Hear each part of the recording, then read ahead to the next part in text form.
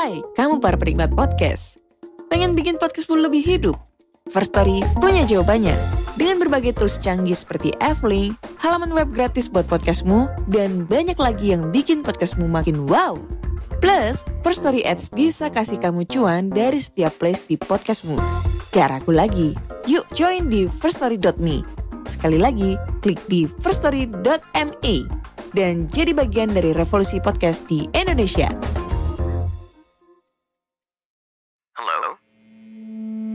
Hello? Podcast Network Asia.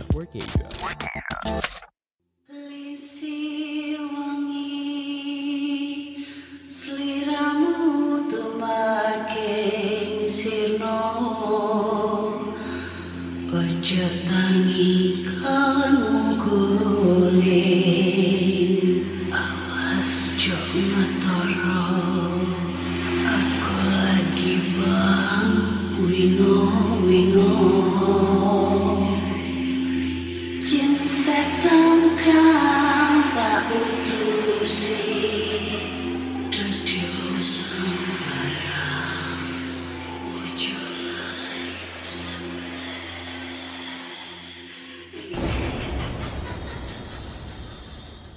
Hai Rek, iya apa kabar? Ketemu lagi dengan aku si Ana di podcast Kisah Horor. Kita bertemu untuk membacakan cerita horor ataupun email berhantu yang sudah dikirimkan teman-teman melalui podcast kisah horor@gmail.com atau di Instagram podcast kisah horor serta Google Form yang linknya tersedia di bio Instagram podcast kisah horor. Pilek batuk. Aduh, mulai lagi nih ya batuk ya. Seneng kan kalian kalau gue batuk-batuk? Batuk nih gue sekarang ya, kena hujan terus nih, Surabaya hujan terus. Dinginnya udah ngalang-ngalain di Bogor, di Malang, Batu. Kan, seneng kan? Gak kerasa kita udah memasuki bulan 3 dan sebentar lagi kita bakal memasuki bulan Ramadan. Di samping itu juga gak kerasa, anjay, gue udah tua, gak kerasa udah tua, bentar lagi udah kepala 3 lewat 2. Gak kerasa banget umur gue udah 32 tahun, tapi ya di usia yang setua ini gue masih belum mempunyai jodoh, belum punya orang yang mau ngedeketin gue. Gak tahu ya kenapa ya, gak ada orang yang mau ngedeketin gue gitu, mau ngajak gue nikah gitu. Sedih banget. Teman-teman gue yang seumuran gue anaknya udah TK, udah masuk SD. Ada yang ini bahkan yang di bawah usia aku itu beda berapa tahun ya, 3 tahun 4 tahun gitu. Dia anaknya udah SD kelas 3, kelas 4. Bayangin coba, temen gue yang seumuran anaknya udah TK 2, 3. Sedangkan aku anak dibuang-buang. Enggak lah. Ya itulah. Semoga di bulan kelahiran ini, bulan Maret, didekatkan jodohnya. Amin ya. Jangan lupa nih yang mau ngasih kado, gue terima dengan senang hati. Haha. Tuh kan batuk lagi kan. Bilek.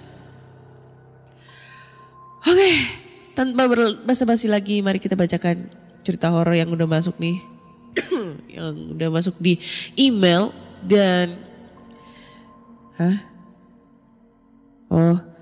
cerita pertama ini datang dari email. Judulnya adalah ditemani kuntilanak saat melahirkan bayi kembar. Wah. Ntar dulu. Hai Kak Ana, apa kabar nih? Semoga sehat dan baik selalu ya. Sebelumnya kenalin, nama aku Anwar. Kali ini aku mau bercerita tentang kisah nyata yang dialami sama sepupu aku saat melahirkan bayi kembarnya di rumah sakit. Oke, langsung aja kita ke ceritanya ya Kak. Aduh, gak fokus nih. Kejadian menyeramkan ini terjadi sekitar 12 tahun lalu. Saat itu sepupu aku yang sudah hamil tua mulai merasakan kontraksi hebat. "Yah, perut aku sakit sekali nih," keluh sepupu aku ke suaminya. Mereka berdua pun bergegas menuju ke bidan terdekat. Saat itu langit mulai gelap karena hampir maghrib. Sesampainya di bidan, pemeriksaan terhadap janin dilakukan dengan cepat. Tak lama kemudian, bidan merujuk keduanya ke rumah sakit swasta yang letaknya itu sekitar 15 menit dari rumah bidan. Rupanya ada masalah dengan salah satu bayi di dalam kandungan sepupu aku. Bidan gak berani mengambil resiko. Setibanya di rumah sakit, proses persalinan segera dilakukan. Bayi pertama berhasil lahir dengan selamat dan berjenis kelamin perempuan. Sayangnya bayi kedua tidak kunjung terlahir. Rupanya bayi kedua meninggal di dalam kandungan. Perasaan sedih meliputi kedua pasangan suami istri. Anak kembar pertama mereka gagal terlahir dengan selamat ke dunia. Tindakan vakum dilakukan untuk mengeluarkan bayi yang meninggal tersebut. Setelah proses persalinan selesai, sepupu aku dibawa ke kamar rawat inap. Saat memasuki ruang tersebut, ia melihat perawat mendorong mayat seorang perempuan yang telah dirawat beberapa hari di situ. Waktu itu menunjukkan pukul 1 dini hari. Sepupu aku terbaring di kamar rawat inap sendirian. Anggota keluarga yang lain belum dikabari. Nah, sang suami harus pulang ke rumah bapak mertuanya untuk menitipkan jenazah bayi kembaran yang meninggal tersebut. Ruangan bekas orang meninggal itu begitu sunyi. Gorden putih sesekali bergerak tertiup angin. Sepupu aku mencoba memejamkan matanya untuk menghilangkan pikiran aneh yang terus terlintas di benaknya. Beberapa kali ia membolak-balikan badannya, mencari posisi yang nyaman untuk tidur. Saat itu firasatnya makin tidak enak. Dia merasa ada seseorang yang sedang memperhatikannya di ruang tersebut. Perasaan itu terus mengganggu pikirannya, membuat matanya menatap ke jendela. "Astagfirullah," gumamnya sambil menahan jeritan. Sesosok wanita berambut panjang dengan pakaian serba putih sedang menatapnya di dekat jendela. Sepupu aku pasrah. Sosok itu tak juga pergi dari pandangannya. Lalu sang suami tiba di rumah bapak mertuanya yang tinggal seorang diri. Si bapak tampak terkejut saat menantunya menyerahkan bayi yang tidak bernyawa. Jenazah bayi tersebut hanya dibungkus selembar kain coklat. "Pak, tolong titip jenazah anak saya. Besok pagi akan saya urus proses pemakamannya. Sekarang saya harus kembali ke rumah sakit," kata si menantu. Tapi, kata bapak mertua terbata. Si menantu yang terburu-buru segera bergegas menuju kendaraan untuk kembali ke rumah sakit. Bapak mertua bingung. Dia pun meletakkan mayat bayi perempuan di kamarnya. Dia tidak bisa meminta seseorang untuk menemaninya karena saat itu sudah pukul 1:30 dini hari. Itu adalah pengalaman yang sangat menyeramkan. Dia bertutur bahwa sepanjang malam bulu kuduknya merinding menemani jenazah bayi perempuan. Lalu beberapa tahun berlalu. Kini giliran aku yang mendengarkan kesaksian kisah horor dari seorang security rumah sakit yang sama. Beberapa bulan yang lalu, bapak aku melakukan operasi katarak di rumah sakit tersebut. Ruang operasinya berdekatan dengan kamar mayat rumah sakit. Pintu keluar ruang operasi bersebelahan dengan ruang rawat inap yang bersebelahan dengan kamar mayat. Saat menunggu bapak keluar, aku berbincang dengan security. "Sudah lama pak kerja di sini?" tanya saya untuk membuka obrolan dengan security. "Ya, belum lama banget sih." Aku pun mulai bertanya seputar suasana rumah sakit yang terkesan angker. "Oh iya pak, kalau malam di sini gimana suasananya pak?" "Yang namanya dekat kamar mayat pastinya rada gimana gitu. Contohnya kayak di kamar nomor 204 di depan itu. Kamar itu udah lama kosong, tapi beberapa minggu lalu ada taksi yang datang ke pos. Katanya pasien kamar 204 order taksi." Aku menelan ludah sambil mencoba mengalihkan pembicaraan. "Ah, mungkin ada orang iseng kali yang ngerjain si supir pak." "Enggak kok mas, si supir itu bilang kalau pasien itu sempat nelpon dan dia menjelaskan dengan detail letak ruangannya. Kalau memang ada orang yang ngerjain, masa iya dia harus survei ke rumah sakit dan masuk ke ruang kosong?" Tak lama bapak aku keluar. Aku segera membawa bapak aku keluar ruangan. Aku pamit ke security tadi dengan perasaan yang enggak jelas. Rumah sakit ini memang terkenal angker. Dulu saat terjadi tabrakan kereta di antara Citayam dan Depok Lama, seluruh korban dilarikan ke rumah sakit ini. Sekian dulu cerita dari aku kak. Semoga ada manfaat yang bisa diambil dari pengalaman aku ini ya. Aku minta maaf kalau ada kata yang kurang berkenan di hati. Aku gak bosan-bosannya bilang kalau aku cuma manusia biasa, bukan Tuhan yang maha sempurna. Oke. Makasih Anwar buat ceritanya. Kayaknya gue pernah denger cerita ini deh. Tapi udah aku pernah bawain apa belum ya di PKH? Lupa coy. Udah lama banget kayaknya. Tapi kayaknya belum. Atau gue ngedengerin dari cerita orang ya. Lupa coy.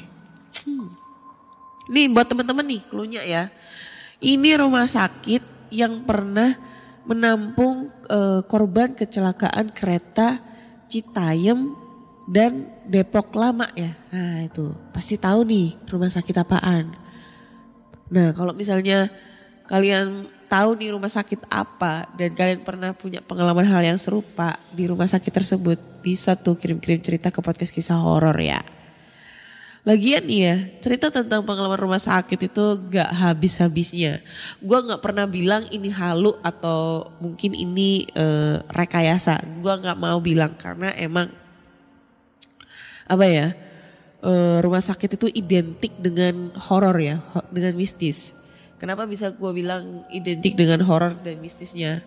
Pertama, itu rumah sakit itu emang tempat orang untuk sakit, merawat orang sakit dengan berbagai macam penyakit. Kedua, pasti banyak orang yang meninggal setiap harinya pada saat dirawat di rumah sakit tersebut. Lalu yang ketiga ini banyak jenazah yang masih tersimpan di kamar jenazah yang ibaratnya belum diambil sama pihak keluarga. Mungkin jenazah yang ini yang lagi sakit gitu meninggal di rumah sakit. Ada juga jenazah korban kecelakaan. Ada lagi jenazah korban pembunuhan atau apa gitu ya yang masih disimpan di situ.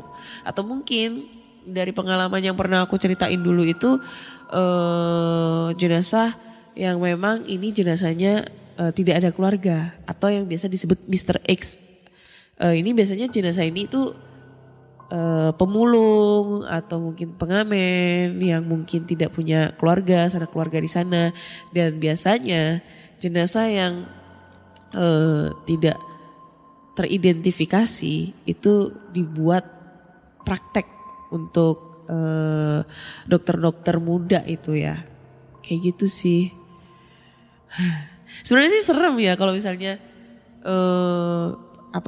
dokter jenazah yang tidak dikenal itu malah dibuat bahan praktek gitu. Ya memang Satu, itu memang secara kalau kita mikirnya ya kayak nggak manusiawi banget gitu loh. Padahal itu sudah meninggal tapi dibuat bahan praktek.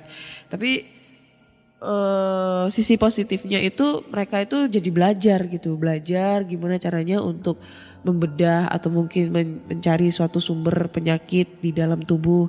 Yang nantinya itu kedepannya bakal menolong orang banyak. Kayak gitu guys. Karena gue punya temen kedokteran, secara kampus gue dulu juga ada fakultas kedokteran, jadi kayak gue paham banget itu loh penderitaan mereka. Kayak teman-teman gue tuh cerita kayak gak tega buat ngebelah anatomi tubuh itu seonggok jenazah, sesosok jenazah gitu untuk dibuat bahan praktek mereka. Tapi di satu sisi lain itu adalah tuntutan mereka untuk belajar supaya lebih tahu, lebih detail letak-letak organ tubuh atau mungkin sebagai belajar pada saat mungkin ada kejadian hal-hal darurat yang membuat harus untuk dioperasi dan lain-lain gitulah pokoknya. Gitu guys. Seram lumayan sih, tapi kayak kurang greget banget gitu ya. Tapi gue gak mau bilang ini halu ya. Ini pastilah bisa dibilang real. Soalnya ini kan kejadian security yang jaga gitu. Bukan pengalamannya si Anwar. Lanjut kita ke cerita berikutnya ya. Cerita kedua. Ntar dulu, gue mau cari-cari cerita yang belum terbaca nih. Aduh, ini udah belum ya? Ini udah belum ya? Oh ini udah. Wah batuk gua. Wah pilek. Oke. Cerita berikutnya ini datang dari siapa ini? Ria. Wah. Dari Papua coy. Halo Papua. Apa kabar Gimana ya ngomongnya? Kenal ini. Nama saya Ana. Sa. Ya judulnya adalah dipeluk oleh sosok hantu tak dikenal. Halo, selamat malam Kak Ana. Selamat tahun baru. Wah kapan nih dia ngirim? Wah 1 Januari. Udah lama banget ya. Mohon jangan disebut nama emailku ya. Enggak, tenang aja. Kenalin Kak, nama saya Ria dari Papua. Wih jauh banget sumpah. Saya bercerita tentang pengalaman horor saya. Kejadian ini terjadi ketika saya masih duduk di kelas 2 SMP di tahun 2020. Saya masih mengingat dengan jelas kejadian itu berlangsung tepatnya di hari Jumat di bulan Oktober. Saat itu kebetulan saya sedang sakit. Badan saya lemas semua. Bahkan untuk makan saja harus disuap. Saat hari sudah menjelang sore, kami sekeluarga mendapat panggilan telepon dari om saya yang mengatakan bahwa nenek saya sedang sakit dan sudah dibawa ke rumah sakit. Mendengar hal tersebut, orang tua saya panik dan langsung bersiap-siap untuk menjenguk nenek. Saat sedang bersiap-siap, bapak saya menelpon 3 kakak sepupu saya untuk datang ke rumah. Yang kebetulan rumahnya itu tak jauh dari tempat daerah kami tinggal. Untuk datang menemani saya. Karena mengingat kalau kondisi saya masih belum pulih. Hari pun berlalu dan jam sudah menunjukkan pukul 11. Gimana nih? Tetapi orang tua saya belum kunjung pulang ke rumah. Melihat hal tersebut saya menjadi kesal dan marah. Karena saat sakit orang tua saya selalu setia menemani saya. Karena masih kesal, saya nekat mengucapkan hal belum pernah saya ucapkan. Siapapun setan yang ada di kamar saya atau setan siapa saja yang lagi dengar saya ngomong, please tolong datang peluk saya. Siapapun itu. Wih, nantang lo ya. Ketika mengatakan hal tersebut, saya langsung merasakan bulu kuduk saya berdiri dari kepala sampai kaki. Karena merasa takut, saya langsung keluar dari kamar untuk bergabung dengan sepupu saya di ruang nonton. Tak terasa jam sudah menunjukkan pukul 1 dini hari. Yang tak lama, kedua orang tua saya pulang ke rumah dengan keadaan yang kelelahan. Saking kelelahannya, kedua orang tua saya tanpa basa-basi langsung mandi dan kemudian ke kamar untuk tidur. Melihat hal tersebut, sontak saya dan kakak sepupu saya langsung beranjak dari ruang nonton untuk ke kamar tidur. Dua sepupu saya yang laki-laki masuk ke kamar yang tidak terpakai, namun masih bisa digunakan. Sedangkan kakak sepupu saya yang perempuan, kita sebut saja Cia namanya, ikut tidur bersama saya di kamar. Saat tiba di kamar saya, seakan lupa dengan apa yang sudah saya ucapkan beberapa jam lalu. Ketika jam sudah menunjukkan pukul 2 dini hari, semua orang di rumah sudah tidur. Hanya tersisa saya seorang diri yang masih berkutik di depan handphone sambil scroll TikTok dan sambil scroll TikTok. FBI saat itu lampu kamar saya tidak dinyalakan, jadi hanya ada kegelapan di sekeliling saya. Karena mata saya yang terasa lelah karena terlalu lama melihat HP, akhirnya saya memadamkan HP dan menaruh di samping saya. Kemudian saya memejamkan mata walaupun saat itu saya belum merasakan kantuk sama sekali. Hanya sekedar memejamkan mata. Saat itu posisi tidur saya menyamping dan menghadap ke tembok. Tetapi kemudian saya merasakan seperti ada sebuah tangan yang kekar yang menaruh tangannya di atas pinggang saya dan mencengkram pelan. Saat kejadian ini berlangsung, tubuh saya terasa kaku. Bahkan untuk berteriak saja sudah tidak bisa. Dan saat saya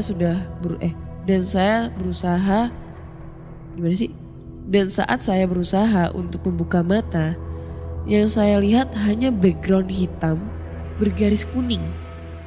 Ketika kejadian ini berlangsung pun, saya masih belum sadar atau belum mengingat dengan ucapan yang sudah keluar dari mulut saya.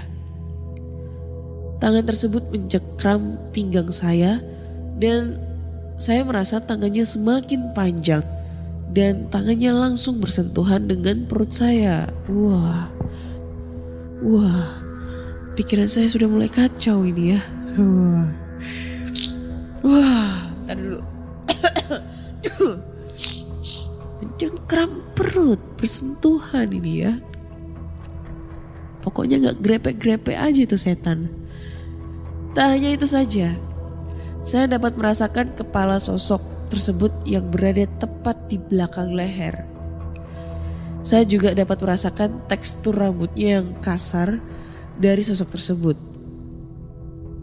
Ketika kepala dari sosok tersebut semakin dekat dengan leher, saya dapat mendengar sosok tersebut berbicara. Kata-kata yang diucapkan sosok tersebut merupakan perkataan yang sangat kotor. Dan ada juga beberapa kata yang tidak saya mengerti. Saya juga merasa tubuh sosok tersebut seperti memanjang dan pelukannya di perut benar-benar erat. Kejadian ini saya perkirakan berlangsung selama 15 menit. Selama 15 menit itu juga saya di dalam hati terus berdoa meminta pertolongan Tuhan. Tuhan Yesus tolong, Tuhan Yesus tolong. Astagfirullahaladzim. Asyhadu alla ilaha illallah, asyhadu anna Muhammadar Rasulullah. Oke, lanjut. Kataku berulang-ulang di dalam hati. Saat saya mengatakan hal tersebut, pelukan di tubuh saya kemudian hilang. Tetapi hal ini hanya berlangsung selama 3 detik. Dan kejadian ini terulang sampai 3 kali dan akhirnya hilang.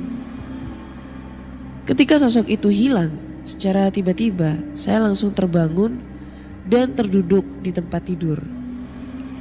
Entah bagaimana saya langsung mengingat kesalahan yang sudah saya lakukan. yang mengakibatkan dipeluk oleh sosok hantu. Saya menoleh ke Cia yang tertidur pulas. Tiba-tiba terdengar HP Cia berdering mendapat panggilan telepon. Hal itu sontak membangunkan Cia. Saat Cia terbangun, ia langsung menolak panggilan dari nomor tak dikenal. Dan saat itu pula, perhatiannya teralihkan kepada saya yang sedang duduk di tepi kasur sambil kebingungan. Sontak ia langsung bertanya, "Lu ngapain duduk? Mending tidur, ini masih jam 5. Setelah mengatakan hal itu, ia kembali melanjutkan tidurnya. Mendengar hal tersebut saya langsung kaget yang sejadi-jadinya. Dalam hati saya terus bergumam keheranan karena perasaan saya kejadian horor yang saya alami itu berlangsung sekitar pukul 2 dini hari. Kenapa bisa tiba-tiba sudah jam 5? Karena masih syok dengan kejadian yang dialami, saya tidak berani untuk kembali tidur, melainkan hanya duduk bersandar di tembok hingga matahari benar-benar muncul, lalu saya kembali tidur. Sekian cerita dari saya. Jujur Kak Ana, pengalaman horor ini belum pernah saya ceritakan ke siapapun, termasuk orang tua saya. Tapi saya memberanikan diri untuk sharing ke podcast kisah horor. Wah, thank you caranya. Mungkin ini juga bisa jadi pelajaran untuk siapa saja. Biar kalau ngomong jangan asal ceplos-ceplos. Kalau ada kesempatan saya akan kirim lagi cerita horor saya. Thank you Kak udah mau bacain cerita saya. Maaf Kak kalau penulisannya kurang rapi dan kurang horor. Oke, makasih. Siapa namanya tadi? Ria buat ceritanya. Wah, sempat ya gue hampir jadi murtad nih. Tuhan Yesus tolong, Tuhan Yesus tolong. Terus lalu gue ngomong nih, asyhadu alla ilaha illallah wa asyhadu anna Muhammadar Rasulullah. Wah. Canda ya, canda. Gak lah. Ya itu bisa jadi lu ketindihan kali ya. Tapi gue agak traveling ya otak gue seketika waktu dia gue bilang ada pelukan erat di perut gitu kan dari belakang.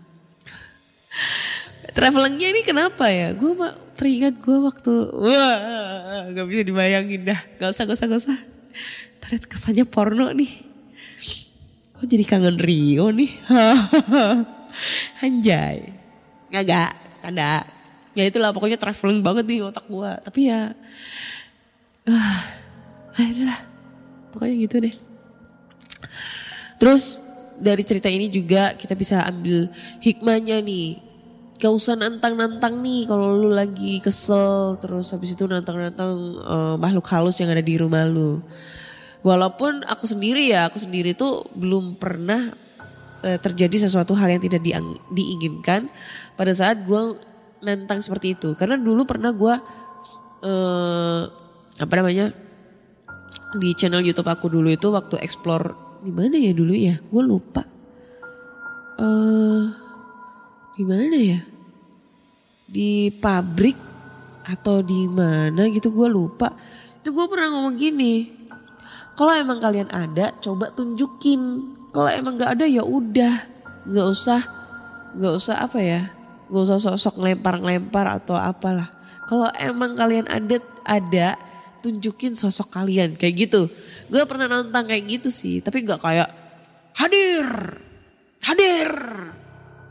asyhadu alla ilaha illallah Muhammadar Rasulullah, hadir kayak gitu. Gue nggak pernah coy.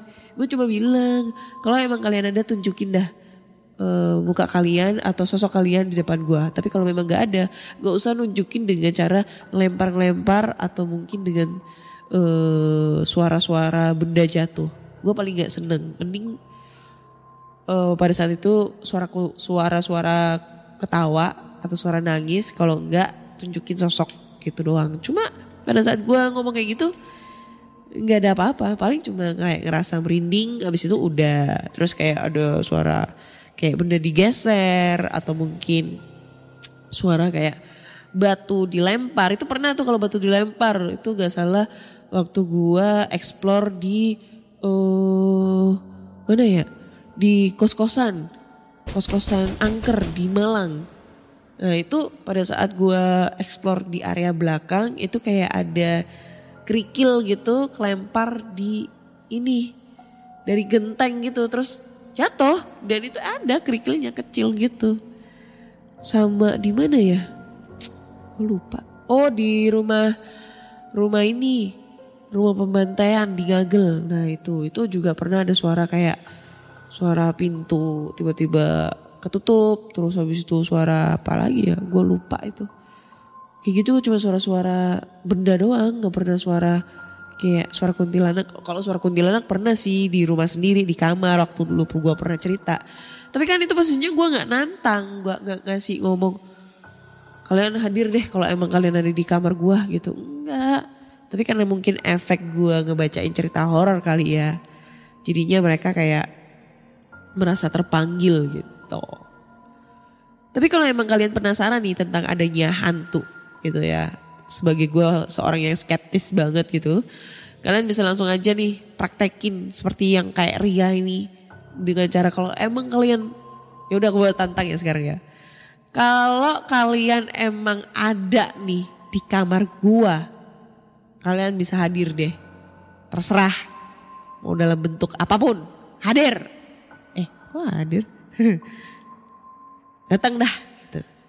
Ya ini udah gue tantang nih ya. Kita tunggu perkembangannya. Dan nanti kalau misalnya ada enggaknya, gue sampaiin di episode mendatang nih. Episode yang terbaru. Pada saat gue menantang nih. Buat sosok makhluk yang ada di kamar gue. Gue ngelihat apa, gue ngedengerin apa, nanti gue sampein. Denger gak denger gue sampein. Dan gue gak mau nambah-nambahin dan gue gak mau ngurang-ngurangin juga. Gitu. Oke. Cukup sekian dulu cerita di episode ke 200 sekian dulu di bulan Maret yang bulan kelahiran gue. Jadi buat kalian semua yang pengen ngadu gue terima sekali. Jangan lupa DM aja, nanti gue kirim alamat rumah gue. Apapun itu, dalam bentuk apapun. Ngarep ya, nggak canda.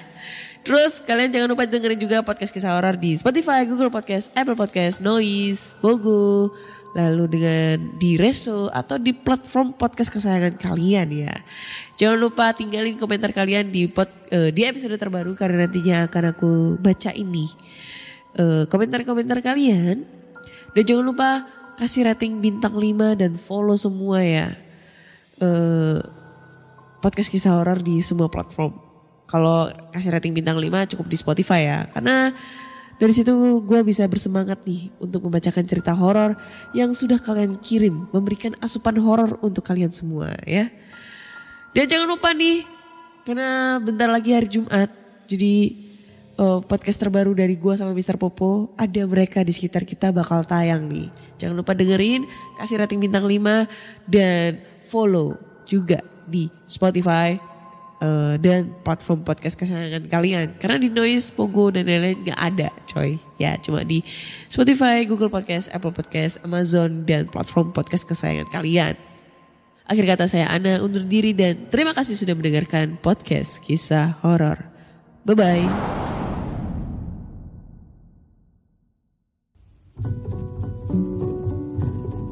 Pandangan dan opini yang disampaikan oleh kreator podcast, host, dan tamu tidak mencerminkan kebijakan resmi dan bagian dari Podcast Network Asia.